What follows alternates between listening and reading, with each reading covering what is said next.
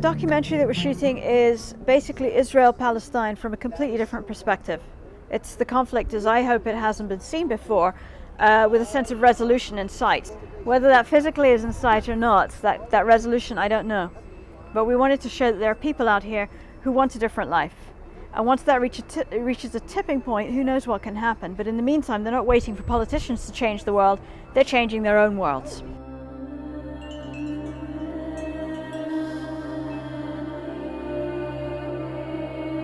I felt it was very important to tell the story of that sort of evolved around TEDx Holy Land. TEDx Holy Land was the sort of if you like, the backdrop of bringing Palestinians and Israelis and Israeli Arabs together in a way that wouldn't have happened otherwise. And it was very inspiring and a very special moment of time that I felt it was important to share that. Hanan said, you know, it would be a really nice idea to see if we could use some of the impetus of the ideas of these women.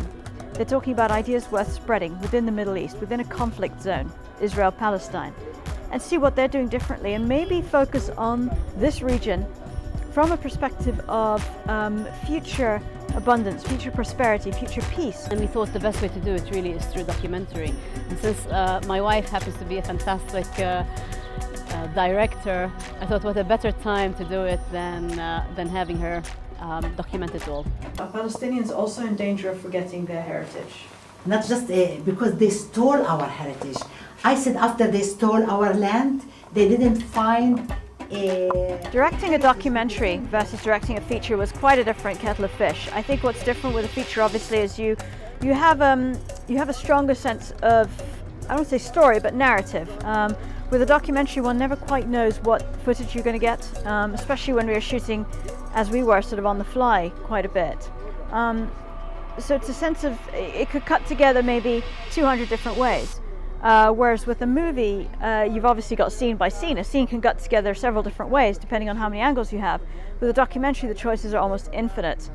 So I think building a strong sense of vision after the event and figuring out what works best with your footage has been a huge challenge for me.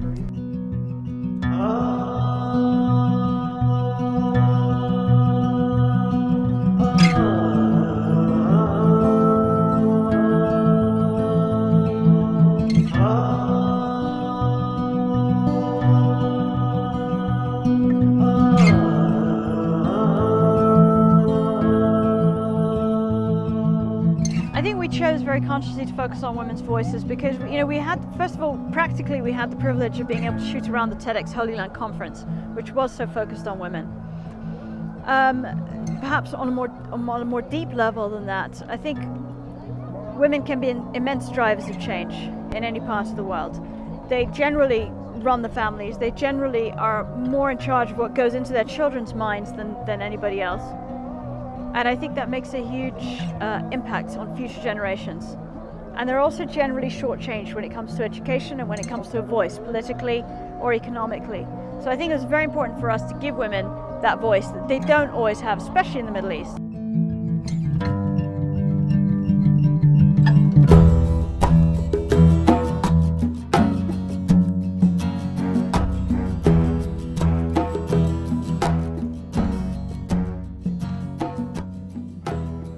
When I went around with Leah to find the right speakers for TEDx Holy Land, we wanted women who were making changes in their own lives, in their small ways and big ways, that made a difference to their families, their communities, their societies, who weren't just sitting and waiting for change to happen. They wanted to lead their own, they were proactively leading their change in their own sphere of influence. I was lucky that I had very eloquent women to talk to, people who had really a lot to say and had developed a very succinct and intelligent way of putting that across. So for me it was an absolute joy. And the more I interviewed people, the more excited I got that we had something interesting here.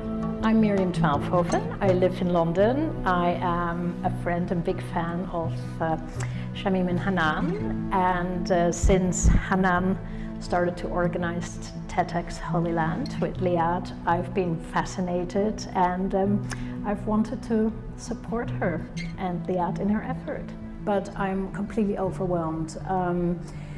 I don't know the region very well, but I'm familiar with the conflict in the region, but I'm so overwhelmed by the incredible love that exists. Nobody has any solution, but people have a lot of ideas and dreams. They have a lot of common thoughts. There are a lot of common issues.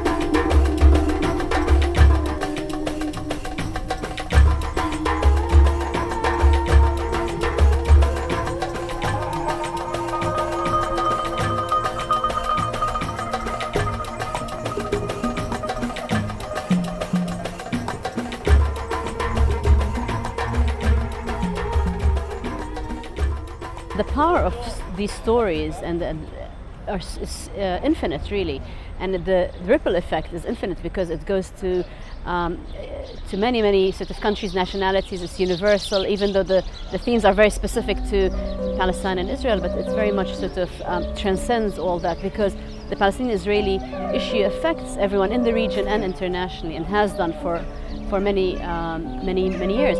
So seeing it on film and sharing that experience and the stories of all these incredible women is very strong and very moving, and I think has a very strong place in life.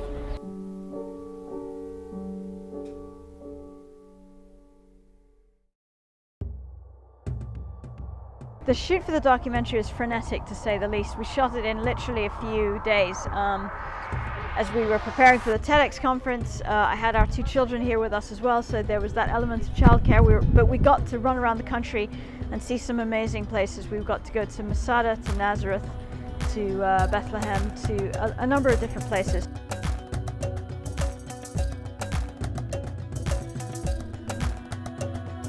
It was really moving for me to come back to this region, especially being married to a Palestinian. And I think seeing Hanan come back, seeing Hanan, working on how to give back, think about the difference she could try and make in the region, along with Liat, our son, was wonderful. And to bring our children back here as well, and to have them see something of the world where Hanan grew up in, it meant a lot to me.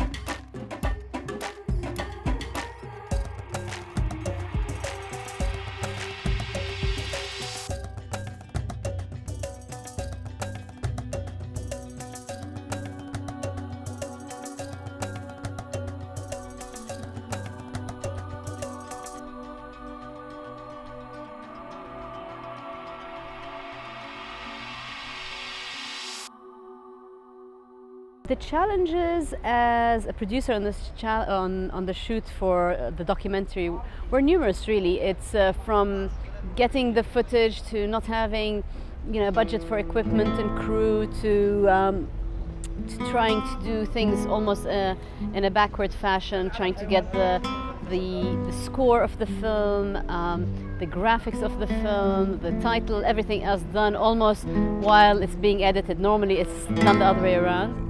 As a director, you don't go out there to change the world. You go out there to make a film. What I found with my first feature films, and I'm hoping the same is true of this documentary, is that it was really a shocking difference that the movies made to people's lives. I think why that happens as a director is because you're emotionally drawing people into a story, to a world, to people. And I think once you have emotional engagement with people, it's a whole other level of understanding what they're going through. What I hope for this documentary is to travel internationally through festivals, through hopefully broadcasters, networks, through maybe even theatrical releases, and for really as many people to see it as possible, and to see that it's possible if we really put our minds to it. And we're all human beings. The Israelis aren't. I grew up thinking the Israelis are some devils, some monsters. I didn't even realize that they looked like us, and. So it's just really to share that vision and to encourage others towards hopefully a better future for our children, for future generations.